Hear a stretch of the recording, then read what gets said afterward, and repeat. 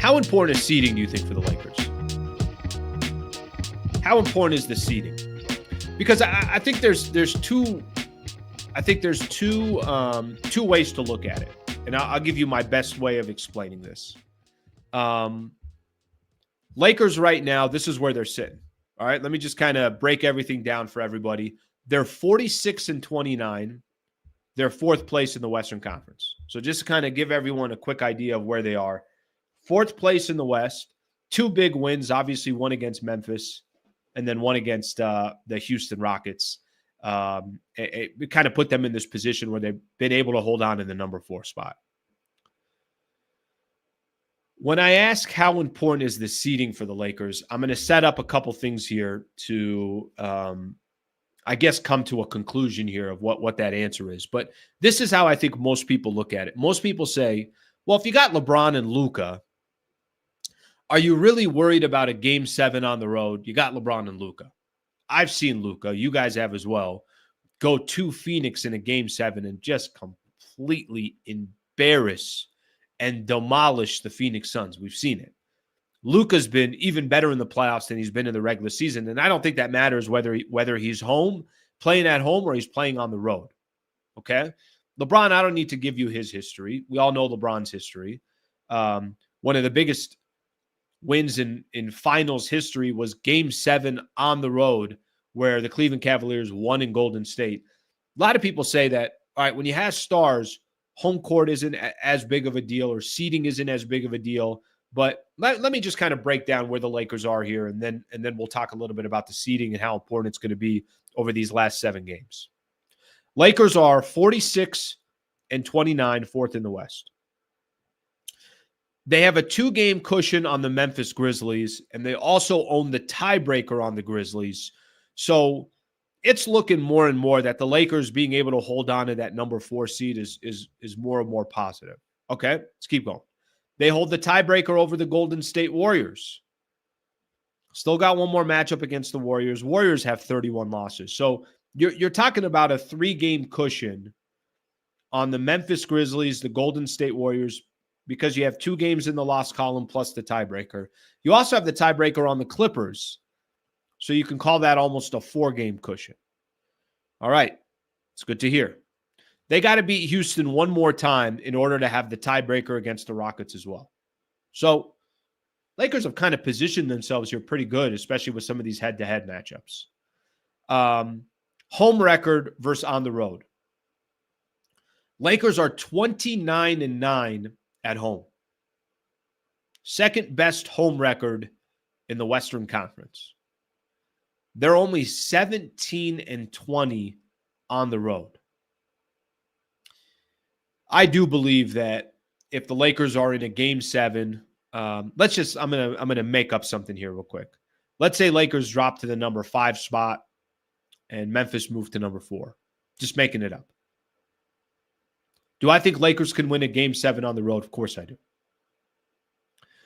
Do I think LeBron and Luka would be intimidated by the moment? No, I don't think so. But I do think that record tells you something. 29-9 at home, 17-20 on the road. Shouldn't that say it all?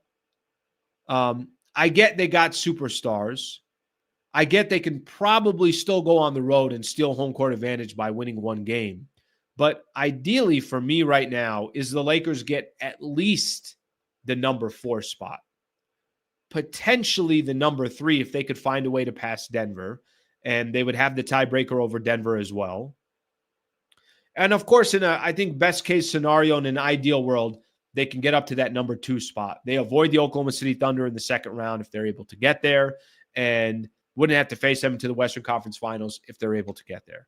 So I think seeding, as much as sometimes you look at vets and you look at guys that have been in the league for a long time and say, it's not that big of a deal. Like, do I think the Boston Celtics are going to lose sleep not having home court against Cleveland? Probably not. But for Cleveland, it's a must. They have to have home court over Boston, I think, if they got a shot. I think that piece is going to be critical. I think it's going to be important to them. Well, can Boston – I would still favor Boston over the Cleveland Cavaliers, but there's certain teams I feel like they got to have home court. It'd be nice for the Lakers to do so. It really would. And I think their home record does say a lot. I think that's something to keep in mind here. All right, let's see what else. See what else we have.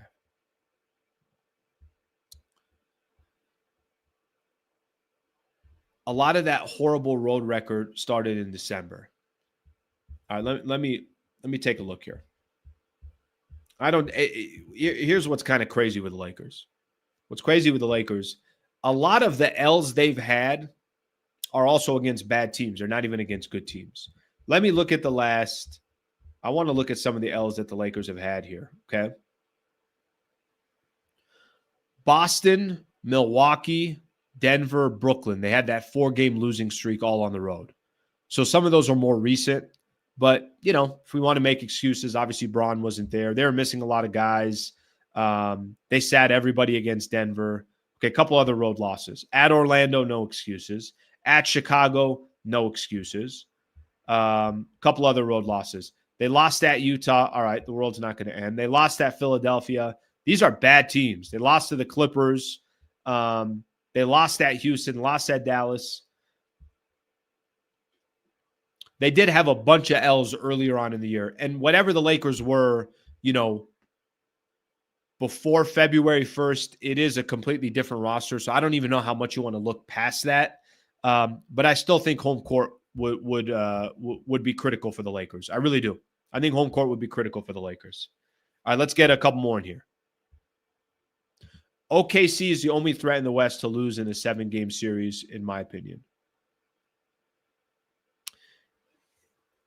Man, I think there are so many teams, and this is why star power can be the difference of winning in the playoffs or not. Let me give Lakers and the Rockets a good example. I think there are a lot of teams in the Western Conference that are kind of their toss-up series. If the playoffs started today, and I really do believe this, I think you can have a lot of different answers here. Houston plays Minnesota in the first round. That's a good series. I take Houston, but it's a good series. Denver plays Golden State in the first round. That might be a toss-up. That might be a coin flip. Maybe I just give a slight edge to the Denver Nuggets. If Lakers played Grizzlies, I take the Lakers. The point I'm trying to make is there's a lot of teams in the West that think they can beat each other. There's a lot of teams in the West that feel like, okay, hey, I'm right there with that other squad. I'm right there with that other team. With that in mind, OKC is the one that should be on their own island where everybody's saying, yep, you're going to have to go through OKC. So I think that's going to be the one team that everybody looks at and says that too. All right, let's see what else we got here. 2.5 games clear of Memphis. Here's going to be Memphis's issue. Memphis's issue is going to be less to do with chasing the Lakers at number 4. Memphis's issue, I think, is going to be more holding on to the number 5 seed because they got the Clippers, they got Golden State and Minnesota right behind them. All right, let's see what else we have here.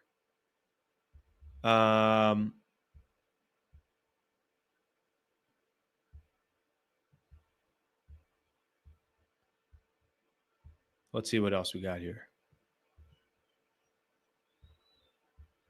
I'm worried about the Celtics more than OKC. I'm not. I'll tell you why. Because you got to get to the finals.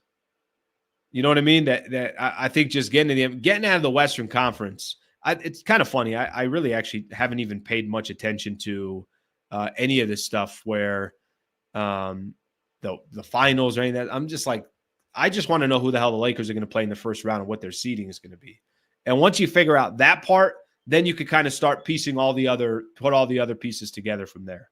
All right, let's keep things moving here. Already 45 minutes in. Jeez, I had 3 freaking sips of tea. All right, let's keep going here. Hit on last night's game. Hit on Dorian Finney-Smith. Hit on Gabe delivering. Hit on how important is seeding. Tell you one thing we haven't hit on. When I see comments like this, not even comments, when I see people do things like this, Anka has gifted 10 MVP memberships. Anka, I appreciate you very much, brother. That's very, very nice of you. And I know YouTube, it sounds like YouTube just randomly gives out these memberships. He's gifting a membership here, an MVP membership for 30 days. I really, really appreciate you doing that. You're helping us close in on almost 300 members. And these are a combination of people that have just signed up and said, hey, I want to be a member. Sliwa, support the channel. $3 a month. Awesome. Cool. And it's other people that have been gifted memberships like Anka's put in here. So thank you very much for doing so, bro.